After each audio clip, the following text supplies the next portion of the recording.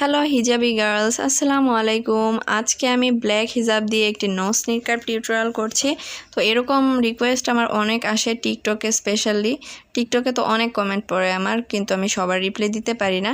তাই আমি চেষ্টা করছি, তো সবাই রিপ্লাই হিসেবে নিয়ে নিও এটা আপলোড করার পরে। তো হিজাবটাকে আমি কপালের উপরে সেট করে দিয়ে একটা ভাঁজ করে এখন গলার নিচে ভালোভাবে একটা পিন দিয়ে সেট আপ করে দিচ্ছি। আর নিকাবটা তো আমি নিচেই পরেছি, হিজাবের উপরে ওরকমভাবেও আরেকটা নিকাব স্টাইল রয়েছে, সেটা আমি পরের দিন আপলোড করব, সবাই দেখে নিও। তো এখন মাথার উপরটায় আমি একটা পিন দিয়ে আটকে দিলাম। এরপর হিজাবের যে লং পার্টটা ছিল সেটাকে এভাবে ঘুরিয়ে পিছনে নিয়ে চলে যাব এবং এইখানটায় আমি একটা পিন দিয়ে আটকে দিচ্ছি।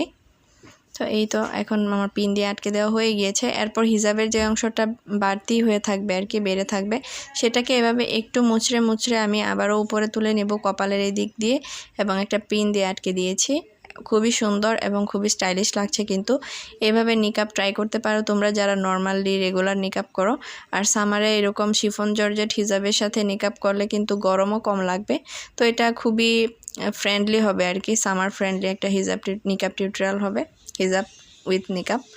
তো এখন আমি হিজাবের সামনের যে পার্টটা রয়েছে সেটাকে উপরের নিচে দুইটা পার্ট একসাথে মিলিয়ে আমি এখানটায় পিন করে দিব। তো আমি এখানটায় একটা পিন না করে ভাবছি একটা ব্রুচ পরব। তো সুন্দর একটা হোয়াইট কালারের প্রজাপতি ব্রুচ নিয়ে নিলাম। কালো হিজাব বা নিকাবের সাথে কিন্তু সাদা কালারের ব্রুচ অনেক ভালো মানায়। তো এখন আমি অপর পাশে আর ব্রুচ পরব না, অপর পাশে আমি একটা পিন দিয়ে সেট করে দিয়েছি।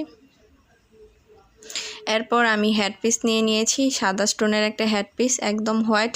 আর এই হেডপিসটা আমি খুবই কম পরে থাকি, তো আজকে ভাবলাম যেহেতু কালো নিকাব করছি তাই এটার সাথে হেডপিসটা পরে দেখি কেমন লাগে। তো এই ছিল আজকে ফাইনাল লুক। তোমাদের ভালো লাগলে লাইক, কমেন্ট, শেয়ার করে দিও আর অবশ্যই আমার চ্যানেলটিকে সাবস্ক্রাইব করে দিও। আল্লাহ হাফেজ।